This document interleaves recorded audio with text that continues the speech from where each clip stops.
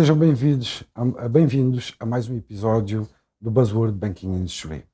Antes de começar este episódio, eu gostaria de agradecer mais uma vez a todas as pessoas que têm apoiado o Buzzword, que ouvem, que vêm, que subscrevem, que fazem comentários. Muito obrigada. Este podcast, felizmente, tem vindo a crescer paulatinamente e tudo se deve a vocês. Muito obrigada por apoiarem este projeto. Há um outro ponto que eu gostaria também de falar. Tenho recebido algumas mensagens de pessoas que gostariam que fizéssemos um live.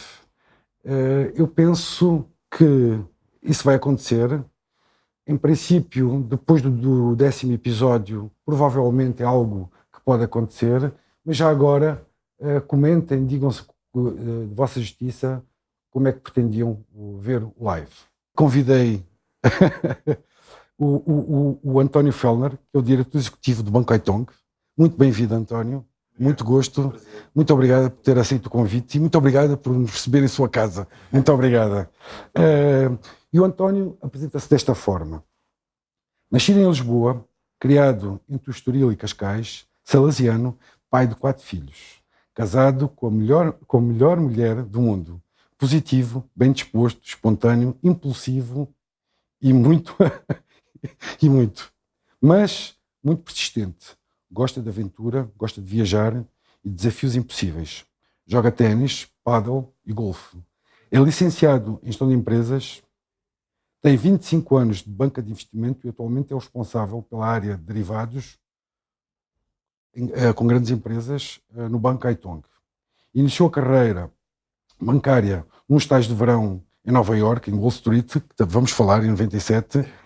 Depois ingressou no BCP em 98, com 21 anos, onde trabalhou durante 9 anos. Depois esteve no BES Investimento, em 2007, que depois foi comprado pelo Haitong, onde está neste momento. Bem-vindo mais uma vez, António. Muito obrigada.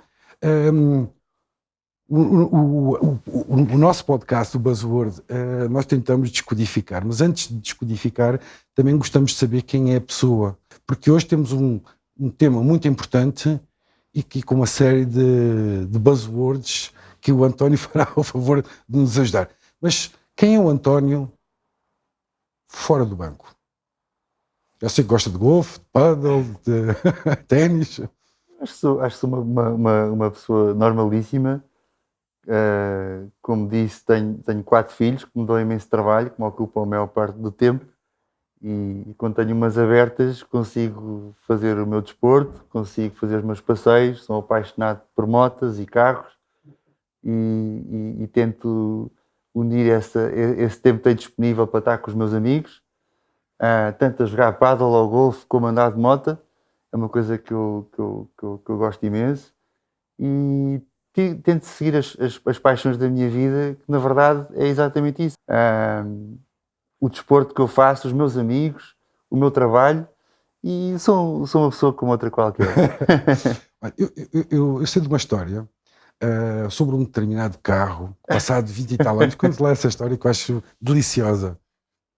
Isso tem a ver com a minha persistência. Eu tive um acidente de moto quando era mais novo, quando tinha 16 anos, e quando fiz 18 anos tive um tio que fez questão de me oferecer um carro, que era um carro especial, que eu sempre gostei muito, que era o Volkswagen de Carocha. Ele ofereceu-me o carro todo impecável, restaurado, e quando eu fiz 18 anos ofereceu-me o carro. Eu andava o carro a toda a hora, mas era um carro que gastava imensa gasolina, gastava cerca de 15 litros ou 100, é um carro que gasta um exagero, e eu não tinha dinheiro para sustentá-lo, e estupidamente vendi-o. O meu tio odiou, não é? Ficou tristíssimo comigo. Eu também me senti mal às tantas, porque achei que não tinha mal nenhum, também porque na altura devia ter para aí uns 20. Mas pronto, foi, e aquilo ficou sempre ali um mau ambiente por causa disso. Há cerca de uns 5 anos, ou seja, passado uns 22 anos, eu ia na autoestrada de moto e vejo o meu carro. Vejo a matrícula, o AH4967, fui atrás do carro até Cascais, quando pediu ao homem para encostar, ele estava assustadíssimo. Imagino. E ele abriu a janela, o que é que se passa? Eu disse, o senhor não é o senhor Agostinho?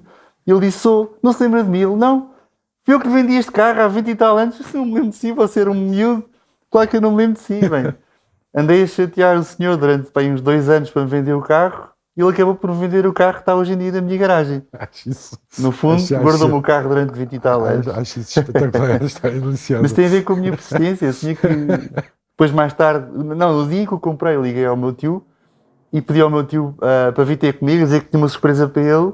E quando ele viu o carro, ficou lavado em lágrimas, nem acreditava que eu tinha conseguido essa proeza de ir buscá-lo de volta, que estava exatamente igual, estava impecável. Espetacular. É uma graça. Espetacular.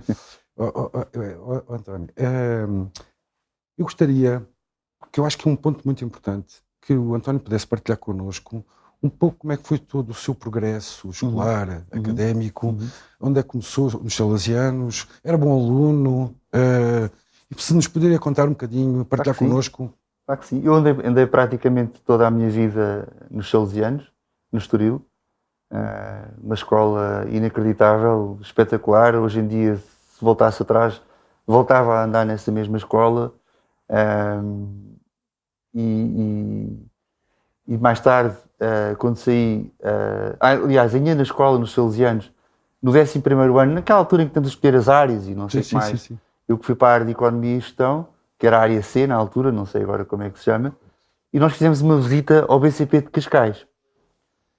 E o BCP, isto deve ter sido para em 91, por aí, e adorei ouvir o diretor da sucursal que nos recebeu a falar do banco e acho que é mais que reconhecido que foi um banco inovador na altura, foi um banco que revolucionou completamente a banca nacional. Claro que sim, muito devido ao Jorge Arnido Gonçalves, ele foi um visionário, na minha opinião, revolucionou totalmente, todos os bancos mudaram, lançou o online banking em 98, e isso impressionou-me imenso a conversa que eu tive e daquilo que eu ouvi na descrição desse mesmo diretor. E pus na cabeça que queria trabalhar no BCP. Isto eu estava no 11º ano, fiz o 12º, entrei na faculdade. Era bom aluno, antes de mais? Era bom aluno? Era bom aluno.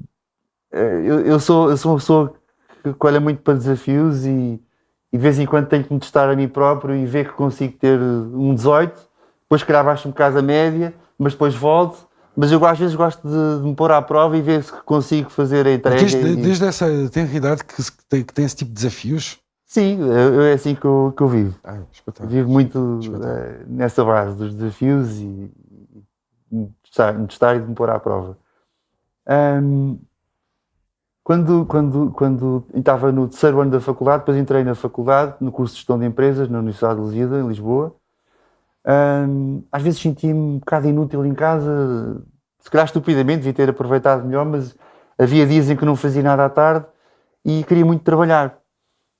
E houve um verão no 3º ano da faculdade, eu tinha 20 anos, em que agarrei no telefone e quis que fosse um verão um bocadinho diferente. Liguei para um tio meu que vivia em Nova Iorque e isto tem a ver com o quê? Isto tem a ver com um bocado, a minha personalidade tem um bocado a ver com o meu pai. O meu pai sempre puxou imenso por mim, tem uma filosofia de vida que é o vira-te, foste para aí sozinho, sai daí sozinho, vira-te, queres, vai falar, faz. E eu agarrei no telefone e liguei para um tio meu que vivia em Nova Iorque e disse ao tio consegue-me ajudar? Eu gostava imenso de fazer um estágio num banco de investimento e que preferência que fosse lá fora. O Erasmus na altura não é uma coisa muito falada, já havia Erasmus, mas não era uma coisa... Não, hoje em dia os miúdos já vão quase automaticamente para Erasmus, querem sentir essas experiências.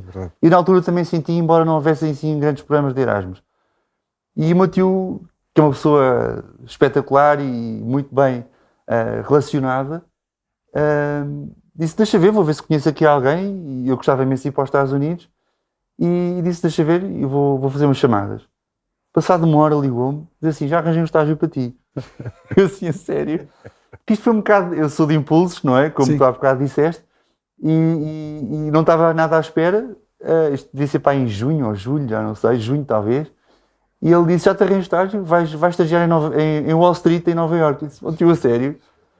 Sim, tenho um amigo meu que é diretor de um banco aqui em Wall Street, por acaso era o BPA de Nova Iorque, que tinha acabado de fazer fusão com o BCP, pura coincidência. Eu, na altura, queria ir para o BCP, palavra de honra, foi pura coincidência. Foi uma chamada que eu fiz, não fazia ideia que o meu tio conhecia alguém. E pronto, aceitei. Fui com os meus próprios meios, vendi o meu carro na altura. Na altura já fazia negócios, já consegui ganhar imenso dinheiro com carros e com motas e não sei o que mais. Tinha o meu dinheiro, era autónomo, e simplesmente informei o meu pai que ia para Nova Iorque fazer um estágio nesse verão. Vendi o meu carro, fui com o meu dinheiro e passei 4 meses em Nova Iorque nessa sucursal, onde passei por imensas áreas, onde fiz amizades, passei por private banking, estive na sala de mercados, crédito documentário, além da experiência. Eu tinha 20 anos e foi uma experiência espetacular. Conheci bem Nova Iorque, até Las Vegas fui, não era miúdo e de facto foi uma experiência única. Desculpa interromper-te. Ou seja, segundo percebi, tu estavas no 3º ano da faculdade, certo, tiveste esta experiência em Nova Iorque, depois regressaste. Ou seja, a minha pergunta é, com toda essa nova experiência que tiveste fora de Portugal, neste caso até em Nova Iorque, isso trouxe-te alguma motivação acrescida para terminares o curso? Porque gigante. Eu imagino que sim, gigante. Não é? Eu imagino. Gigante. Isso faz achar graça, porque eu tinha 20 anos e aos 21 deu-me tanta motivação que eu aos 21 candidatei-me ao BCP. E tu vais pensar assim, e o que foi o que o meu pai pensou e ficou preocupado, que disse, pai, eu quero trabalhar e vou-me candidatar ao BCP e eu quero começar já a trabalhar, porque essa experiência tinha sido muito fresca, muito recente. O meu pai disse, tu não vais conseguir tirar o curso, quase ninguém consegue acabar o curso em pós-laboral, é muito difícil. E acho que tu é que sabes, a decisão é tua, a vida é tua, mas se quiseres, força, vai, candidata-te e vê. Candidatei-me, entrei no BCP e inscrevi-me em pós-laboral no meu curso.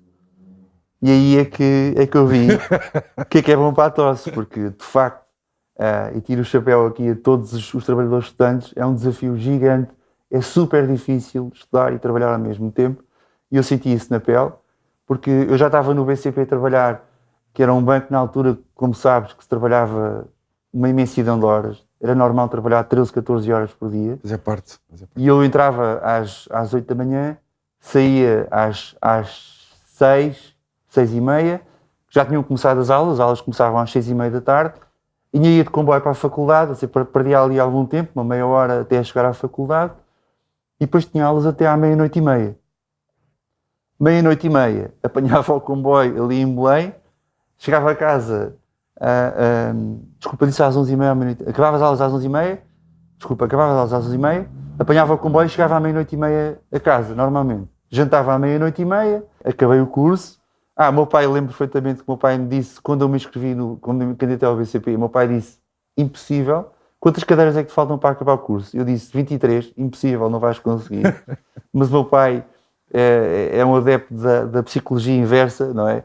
Diz que não vais conseguir, mas ele no fundo, no coração dele está a rezar e vais conseguir, Deus queira consigas e estou cá para te apoiar para o que for preciso, mas disse não vais conseguir, que já sabe que aquilo que... Sim, quase tive uma provocação. Exatamente. E pronto, acabei, consegui ir para o BCP, tive um ano ainda na área comercial, porque como não tinha o curso acabado, mandaram para a área comercial, disseram-me, embora já tivesse essa experiência de banca de investimento em Wall Street, não é? Que é uma coisa assinante, dizer, vais ver o que é o ganha-pão do banco.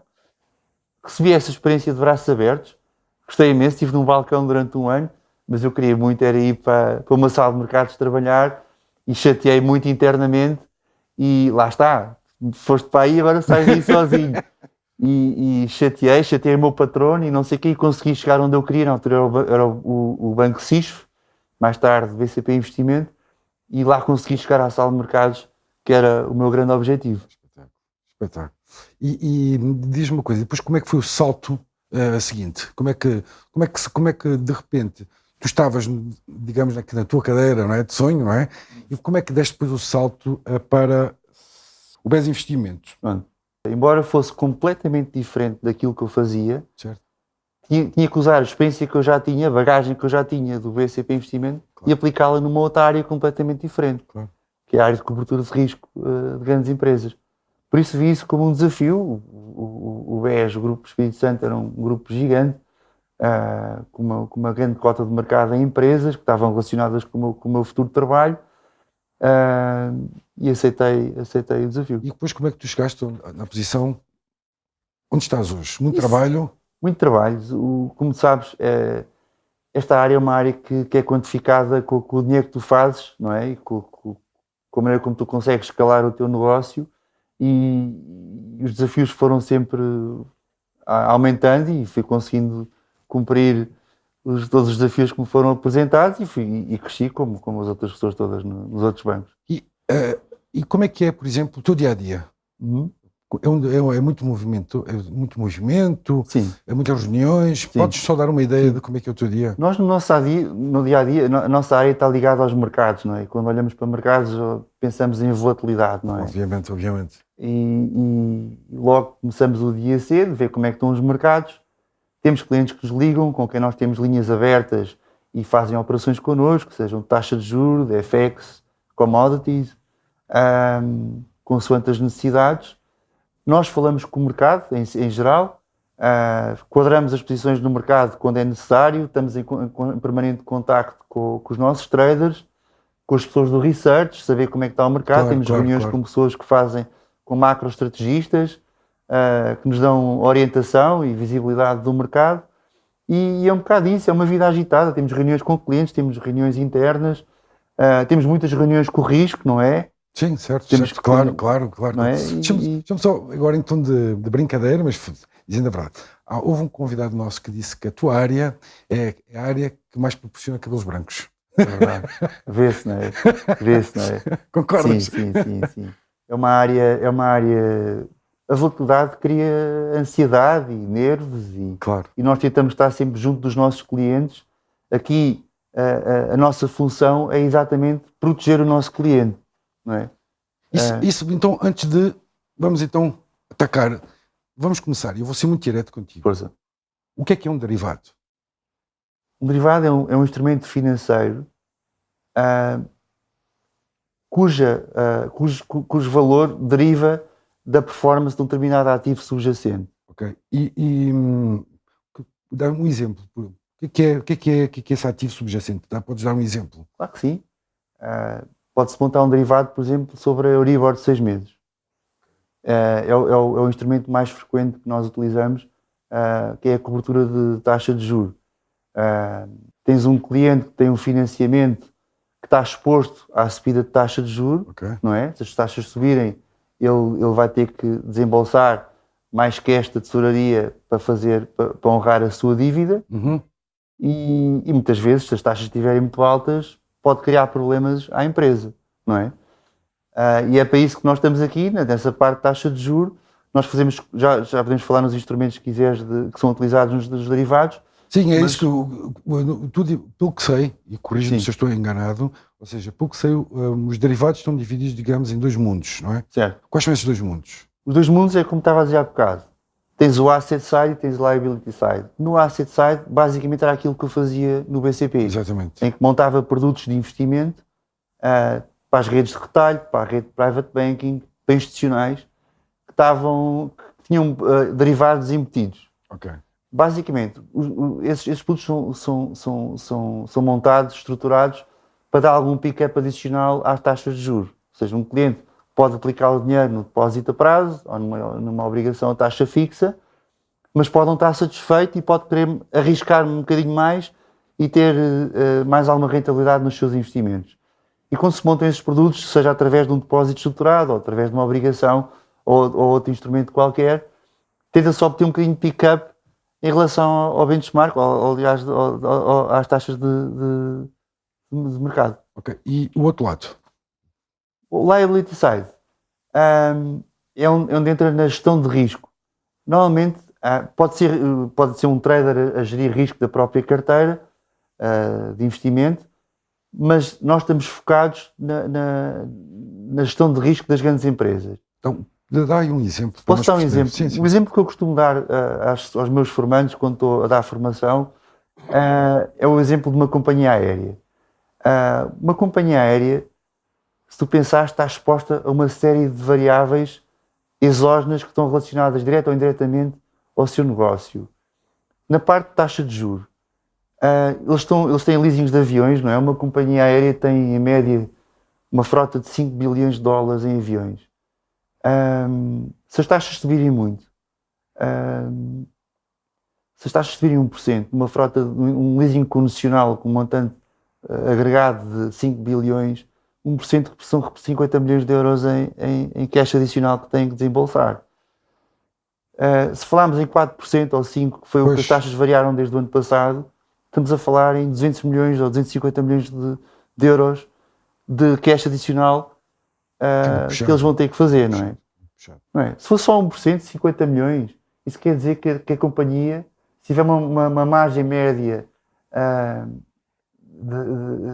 de EBITDA de 10%, quer dizer que vai ter que faturar pelo menos mais 500 milhões para fazer face a esse custo. Exatamente. Isto pode rebentar com as contas de uma empresa, se não fizer a cobertura. E se pensares, as grandes empresas são as primeiras a querer fazer hedging. O hedging, muitas vezes, é visto como... Há quem diga há quem ache que o hedging é especulação. Mas, na minha opinião, não fazer hedging também pode ser visto como especulação. Mas o que é o hedging? Antes de... Desculpa. Às vezes nós, nesta área, temos esse problema que muitas vezes falamos em alguns termos e as coisas não estão óbvias na nossa cabeça. Por isso é que nós estamos cá, exatamente. Tens toda a razão. O hedging é mesmo cobertura. É exatamente isso. A definição é cobertura. E o hedging, na minha área, é cobertura de risco. Ok? Mas como é que então, desculpa, só aqui para contextualizar, há pouco falavas numa companhia de aviação, certo. Ou seja, como é que o hedging pode ajudar, digamos sim, assim, sim. Uma companhia, sim. Tendo em conta a volatilidade hoje do mercado. Certo. Existem vários instrumentos que permitem fazer cobertura de risco, que também são aplicáveis no asset side para fazer investimento, ok? Mas vamos focar neste lado, no liability side, cobertura de risco para as grandes empresas. Podem utilizar um swap para fazer cobertura de risco de subida de taxa de juros, ou seja, num swap, que é um instrumento financeiro em que duas partes, como a própria palavra em inglês diz, duas partes acordam de trocar fluxos entre si. É óbvio que esses fluxos têm que ter natureza diferente, não é? Por isso é que é uma troca, e podem estar indexados a um índice qualquer, a uma taxa, a um índice de ações ou o que for, mas agora voltando aqui à parte de risco, normalmente estão indexados a taxa de juros, a índices de taxa de juros, seja o meu Euribor 3 meses, 6 meses, 12 meses, há troca, swap, taxa variável por taxa fixa. Okay. E as empresas recorrem a estes instrumentos para eliminar ou para mitigar o risco de subida de taxa de juros. Porquê? Porque no swap, uma empresa que faça um swap com o nosso banco, ou com um banco qualquer, que recebe do banco a taxa variável, a Euribor, que faz offset com a taxa que ele paga no financiamento, as duas anulam-se e fica com uma taxa final imagina, para 5 anos, neste momento vale mais ou menos 3%, mais o spread que tem no financiamento. Se o spread for 1%, fica a pagar 4% fixos. Ou seja, isso assim traduzindo... Em termos orçamentais, o que é bom? Em termos orçamentais, um gestor consegue saber exatamente quanto é que vai pagar de custo na sua dívida. Ou seja, consegue planear, no início do ano, vou gastar 40 mil euros com o meu empréstimo por ano. Não vou ter surpresas. Não é? Exato, não há esta... Exatamente. Como nós hoje estamos a sentir, não é? Claro. E isso é a grande vantagem do hedging. E quem fala em taxa de juros fala também, por exemplo, continuando com o exemplo da companhia aérea. No mundo da aviação, a moeda universal é dólares. Porquê? Porque os aviões são cotados em dólares, maioritariamente. A gasolina, o combustível dos aviões, que nós também fazemos cobertura, o jet fuel é cotado em dólares. As peças dos aviões, a manutenção, normalmente é tudo em dólares. Ou seja, uma companhia aérea tem uma exposição brutal, neste caso ao dólar. Okay? Se o dólar sobe muito, os custos da empresa vão subir imenso. Não é? Se o jet fuel sobe muito, não é? Se a gasolina dos aviões, que é o principal custo de uma companhia aérea, pode rebentar com as contas da empresa. Eu acho que uma companhia aérea, dou sempre exemplo, porque acho que deve ser das companhias mais desafiantes de se gerir.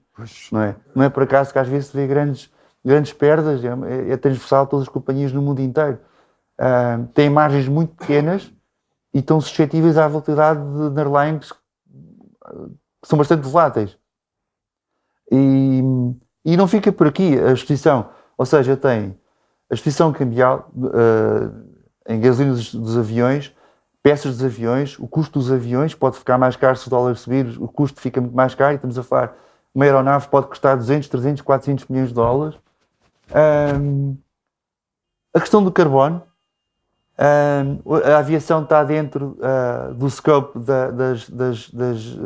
dos setores que têm que comprar licenças de carbono para poder emitir CO2. Exatamente. Ainda não está o setor de transportes terrestres, mas a aviação já está, por exemplo. Ou seja, isto tem a ver com o Acordo de Paris, não sei se te lembras de Kyoto, do protocolo de Kyoto que se fez, em que não teve, infelizmente, a adesão de todos os países do mundo, só era aplicável aos países desenvolvidos. Os Estados Unidos assinaram, mas acabaram por não ratificar, a China não assinou, não teve grande sucesso, e mais tarde o Acordo de Paris tem a adesão praticamente de todos os países do mundo. O objetivo é baixar as emissões de carbono aos níveis pré-industriais até 2 graus centígrados, ou na melhor... A grande ambição é ser até 1,5 grau centígrados Celsius, e por isso foram postos caps em todos os países do mundo para emissões. Caps é limites. Limites. Ou seja, existe em Portugal uma agência, que é a Agência Portuguesa do Ambiente, que é responsável por esse controle das emissões, em que todos os anos são atribuídas às grandes empresas, ou às todas as empresas, não disse bem, a todas as empresas que fazem parte dos setores que estão abrangidos para emissões, X licenças. Se essas mesmas empresas emitirem mais do que podem, ou do que o CAP tem que comprar licenças em mercado, e vice-versa. Se forem mais eficientes nas emissões, podem vender essas mesmas licenças e encaixar e fazer o cash e investir. Mas deixa-me só aqui fazer uma... Isto para dizer que no mundo da aviação também se está exposto ao preço dos custos das licenças de carbono. Ou seja, que também têm bastante volatilidade. É verdade. E que também se pode fazer cobertura, fazer hedging. É verdade. Deixa-me só voltar aqui um bocadinho ao princípio, porque falaste nas swaps, mas eu queria perceber quais são os principais instrumentos dos derivados. Os swaps, opções, futuros e forwards. Podes-me claro que sim. explicar? Claro que sim. O swap, como há bocado já expliquei, é a troca de fluxos, não é? É uma coisa, normalmente, é um instrumento normalmente negociado em OTC, também pode ser em bolsa, mas imagino que mais de 90% será em OTC. O que é bom nos swaps é que a possibilidade de se customizar completamente com as necessidades do gestor, nos seus financiamentos, em termos de montantes, datas,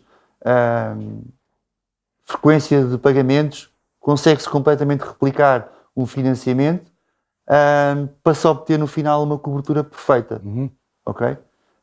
As opções é um instrumento que dá ao seu subscritor a possibilidade de comprar ou vender um determinado ativo por um determinado preço, que é um strike, numa determinada data, que é o expiry date, a opção, mas não a obrigação. Ok?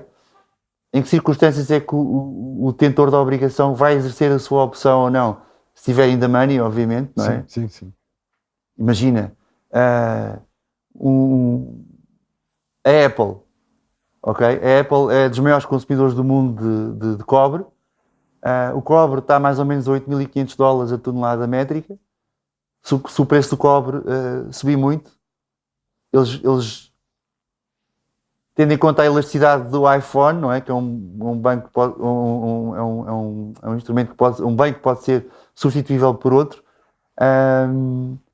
se calhar as pessoas não vão comprar tanto, não é? E isso vai esmagar a margem da empresa porque não vai poder subir muito o preço, não é? Ou seja, se eles fizerem a cobertura de cobre no mercado, mas supor que o cobre agora está a $8.500 e eles compram uma call a 8.600, ou seja, é o preço máximo que eles estão dispostos a pagar pelo cobre para não incorrer, para não destruir a margem do produto na empresa. Eles compram uma opção, mediante o pagamento de um prémio, e a partir de $8.600, que é o strike, para cima, recebem do banco a diferença. Ok? Se fixar a 9.000, recebem $400 vezes a quantidade de cobre que comprarem ao banco em cash. E a opção de venda? A put option é a opção de vender um determinado ativo a um determinado preço, uma determinada data, sob um determinado underlying também. Pode-se aplicar o mesmo no cobre, para um produtor de cobre que quisesse vender. Futuros, o que é contratos futuros? Futuros é um acordo é um contrato financeiro entre duas partes em que elas só obrigam a comprar e vender um determinado ativo numa determinada data, num determinado prazo. Neste caso, a diferença para as opções é que só obrigam, é obrigatório, não há a opcionalidade. Okay. A opção eu só exerço se tiver in the money, no futuro eu sou obrigado a comprar ou a vender. É essa a principal diferença. Imagina, comprar um contrato de futuros de milho no mercado, determinado strike, eu no final tenho que comprar. Posso desfazer a posição, anular a posição, fazer o offset no final do contrato, mas existe essa obrigação. E acho que falta-nos aqui a parte forward. Uhum. O forward é semelhante a um futuro e terá sido o instrumento utilizado nos primórdios como uma espécie de derivado. Não é? Mas se tu pensares nos primórdios, havia uma pessoa que ia comprar uma colheita de algodão ou de trigo ou de milho a um determinado preço, e isso acaba por ser um forward. Eu ia ter contigo e dizer, olha, eu compro a tua colheita de algodão daqui a 3 meses por X. Há esse compromisso e normalmente os forwards são negociados em OTC, que é uma coisa que conhecemos. O OTC é um mercado over the counter, normalmente, basicamente é um mercado que está fora das bolsas e em que nós podemos celebrar em qualquer hora mediante a assinatura de um contrato. Por acaso, isso é uma pergunta que eu também tenho para fazer. É que eu gostaria que tu pudesses nos explicar como é que funciona, por exemplo, um processo de negociação de derivados junto a um banco. Isso é importante. Como é que tu podes chegar aí? Exatamente. Hoje em dia é um processo um bocadinho longo, demora mais do que antigamente, por toda a regulação que existe à volta disto. Desde a queda de Lehman em 2008, aumentou imenso a regulação, é preciso preencher questionários, os KYCs dos clientes, avaliar os clientes. KYC é Know Your Customer, conheço o seu cliente. É necessário conhecer o cliente, saber quem é que está de lá, saber quem é que são os ultimate beneficiaries da empresa, basicamente saber quem é que está lá e saber qual é a experiência e como é que se pode categorizar esse cliente. Se é um cliente profissional, se é um cliente não profissional, se é uma contraparte elegível, que é para, no fundo, no fim do dia, se atribuir responsabilidades se houver um produto mal vendido, não é? Se eu vendi um produto altamente sofisticado a um cliente que não é profissional, se calhar não devia ter vendido, não é? Sim. Hoje em dia é feito todo esse escrutínio à volta do cliente para haver conhecimento perfeito. Para não haver dúvidas. Exato, para não haver dúvidas. Começa pelo KYC antes de qualquer relação com o cliente ou o cliente com o banco. A partir daí troca-se documentação. Existem contratos standard, que é o WISDA, da International Swaps and Derivatives Association. É um contrato que regula toda a atividade dos derivados. É um contrato internacional, global, que quase todos os bancos utilizam e que nós também tentamos assinar para não haver aqui riscos entre aquilo que é feito com o cliente e aquilo que é feito no mercado. São trocadas as contas do cliente com o banco para se fazer uma avaliação do rating do cliente, da qualidade de crédito que o cliente tem, não é? Obviamente que é para saber que riscos é que estamos a incorrer, se interessa ou se não interessa, se é preciso de adicionar contas margem, CSAs, o CSA é o Credit Support Anexo, que é um anexo ao ISDA, não é mais do que uma conta margem, é o cliente prestar colaterais junto do banco, para o banco limitar a sua exposição. E a aprovação da linha, após a atribuição do rating, é feita uma aprovação da linha de X milhões, para o cliente poder negociar e ligar para a sala de mercados e negociar connosco, seja cambial, taxa de juros, commodities, no instrumento que for aprovado, à vontade. Como é que a crise energética afetou o mercado? Teve um impacto brutal e teve para algumas empresas os custos de energia, mais no setor industrial, teve um efeito devastador nas contas de algumas empresas. O custo de energia, houve fábricas que tiveram que desligar as máquinas porque não lhes compensava estar a produzir por causa dos custos que tinham com a energia. Se tu pensares, tu no mundo da eletricidade tens vários contribuidores ou várias fontes de produção de eletricidade, seja as barragens hídricas, não é?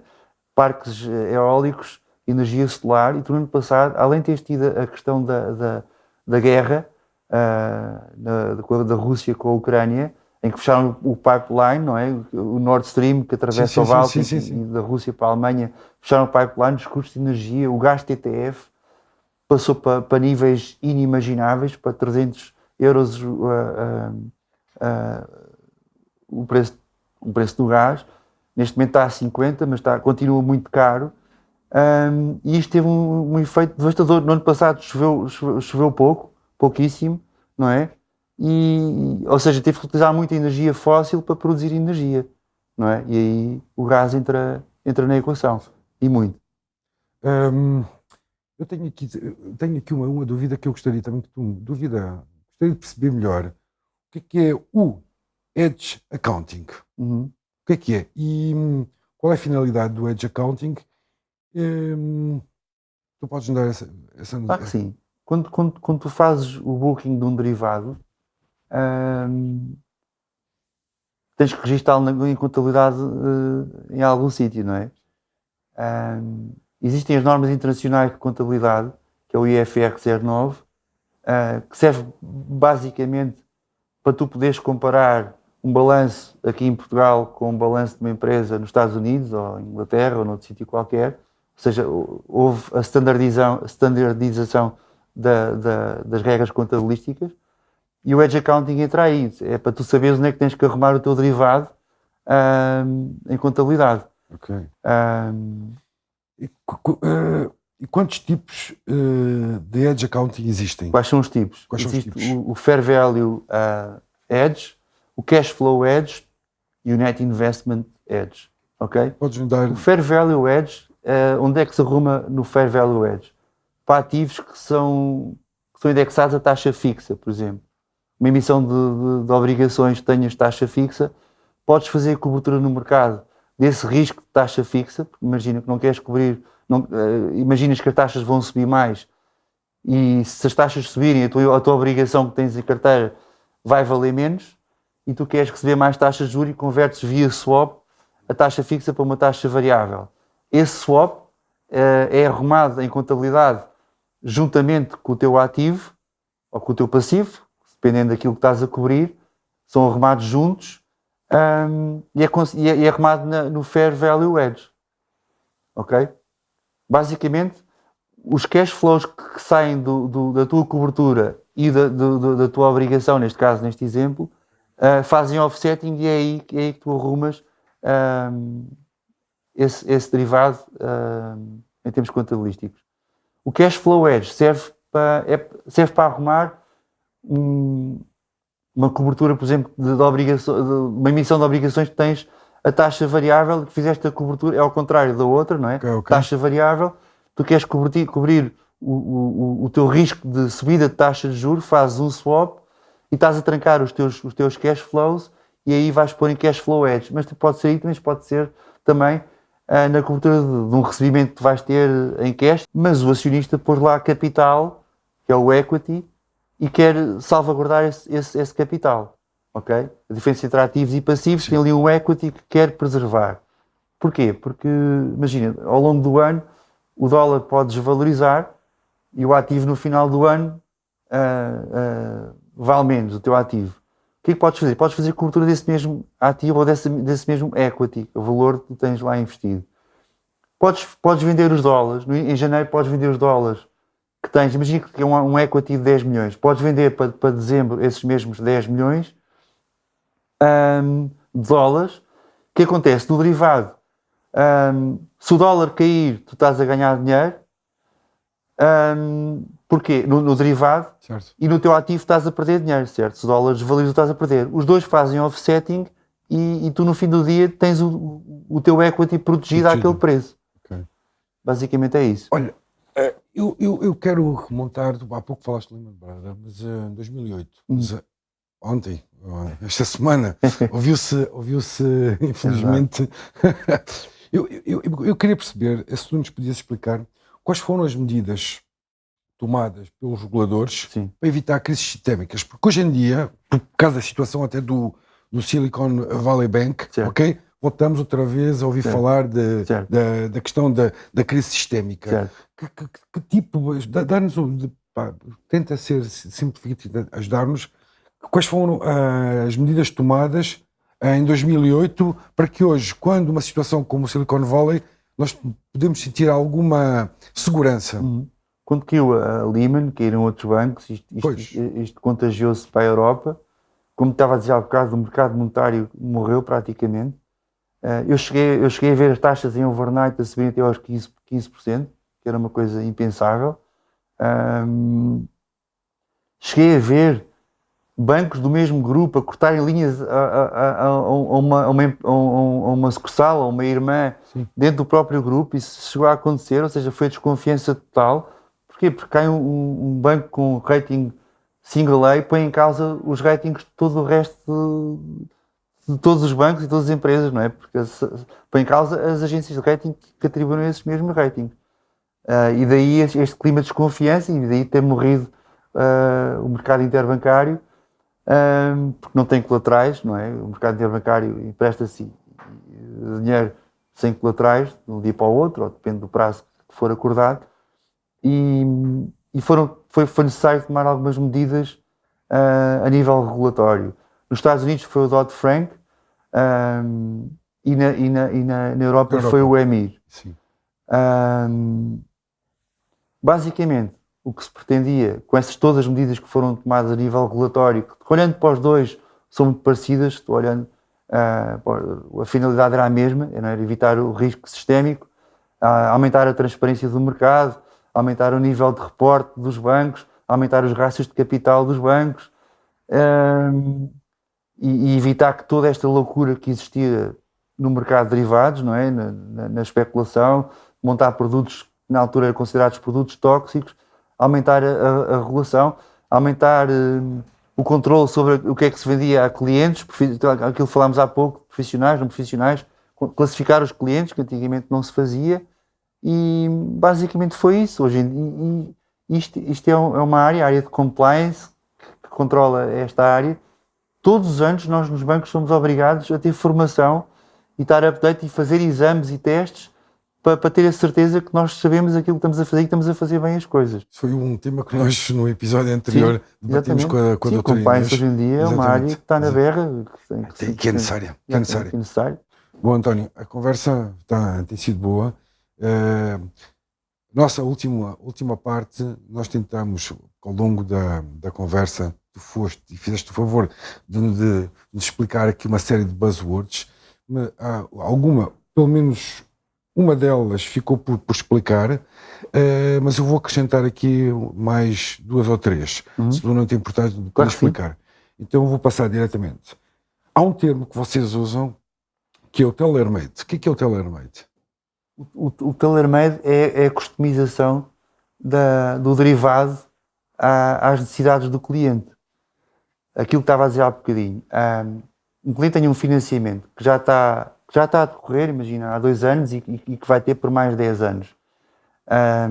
Ele tem o mapa de cash flows, o schedule do financiamento, não é? Com montantes e datas de pagamento, amortizações. Isso é uma das grandes vantagens dos derivados celebrados em OTC, é que eu posso fazer uma cobertura perfeita entre aquilo que ele tem no financiamento e o swap, ou seja, vou pôr no swap as mesmas datas de pagamento, o mesmo indexante, obviamente, as amortizações, importantíssimo, não é? Porque normalmente os financiamentos são amortizing, também podem não ser, podem ser financiamentos bullet, em que o cliente paga a totalidade do financiamento apenas na maturidade. Ok. E nós conseguimos exatamente fazer essa customização tailor-made. Daí a palavra. Há aqui uma segunda buzzword que é strike. Uhum. Tu usaste pelo menos 2 vezes. O strike aplica-se nas opções de compra e venda, não é? Calls, puts. Exatamente. O strike é o preço. É o preço a que fica acordado fazer a compra ou a venda de determinada underlying em determinada data, em determinada quantidade ou montante. Lock-in. Lock-in. Isso é importantíssimo e acho que não tínhamos falado. Há bocado se calhar dispersei-me um bocadinho quando estávamos a falar no exemplo da companhia aérea. Certo.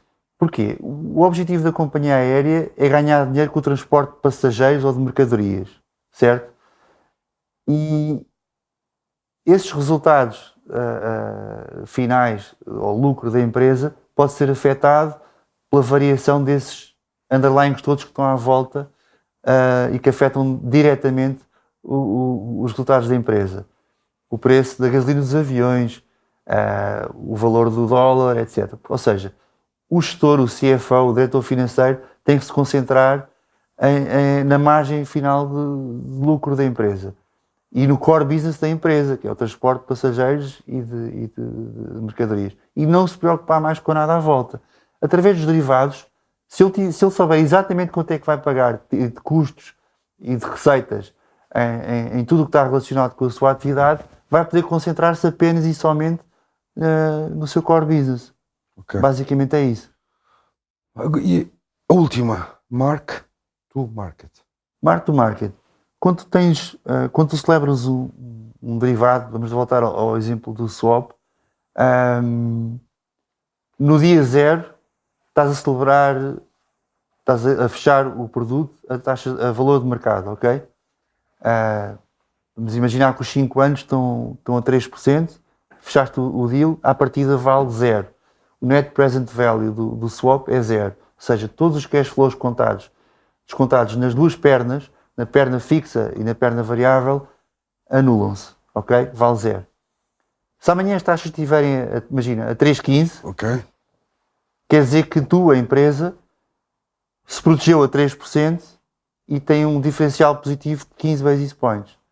Esses 15 basis points anuais são descontados hoje, vezes o número de anos até à maturidade do produto, ok? Ou seja, vai ter um NPV positivo em mark to market. Porque é os 15 basis points, vezes o nocional, vezes o número de anos que faltam até terminar a tua cobertura. Isso é o teu mark to market. António, olha, foi uma aula que nós hoje tivemos. Eu tenho que te agradecer a tua disponibilidade, sei que és uma pessoa extremamente ocupada. Muito obrigada por toda a ajuda que tens dado e tens sido um bom amigo para o meu podcast. Obrigado por nos receberes em tua casa e olha, vamos mantendo o contacto. Cá estarei. Eu vou pegar um bocadinho naquilo. Eu, no final de cada episódio, eu tento sempre contar uma história. Eu estava-te a ouvir, eu no episódio anterior não contei, mas eu estava-te a ouvir e eu vou-te contar a história e tu vais-te rever, e como eu me revi na tua história. Eu, quando estava a tirar a engenharia, infelizmente a minha mãe na altura estava a passar por uma situação complicada em termos financeiros e tivemos de tomar uma decisão. Nós na altura éramos 4 e tomamos uma decisão que eu teria que ir trabalhar porque era um período muito complicado. Então eu decidi, não vou sair da escola durante o dia, vou arranjar um trabalho à noite. E estudava em Setúbal, trabalhava em Cascais. Bolas? Sério, fiz isso. Uma distância gigante. Uma distância Muitas gigante, horas. Comboio, ter que ir a pé. Depois não havia ligação entre o comboio e depois onde eu apanhava o barco. Eu morava na margem sul. Foi muito complicado, mas efetivamente eu andava muito cansado, mas aquilo também era uma forma de eu me motivar. Sim, sim. E a segunda coisa que eu me revi em ti, quando andava à procura de trabalho, eu passei por raramente passava naquela estrada, ainda em Alfragide, e vi um logo de uma empresa que na altura era considerada das melhores empresas para se trabalhar, que era a Xerox. epá, eu dizia assim, epá, um dia vou ter que vir trabalhar vou Meteste na cabeça que meter era na ali que tu cabeça que querias. tinha que trabalhar. Epá, tu não imaginas o que é que eu fiz, o que é que eu andei, passado não sei quanto tempo, ai, sei lá, meses, fui chamado para a Xerox. Ou Foi? seja, A vontade é meio caminho vontade, andado meio para se caminho andado. conseguir Quando as tu estavas coisas, a sim. contar, depois Sim, sim, estava-me a sim, sim, rever sim, sim. precisamente isto, pai. Por isso, olha, muito obrigado. Um prazer. Obrigado a todos vós por acompanharem, por ajudarem o nosso podcast. Por favor, continuo a pedir, comentem, subscrevam, se puderem também partilhem. Muito, muito obrigado. Até uma próxima.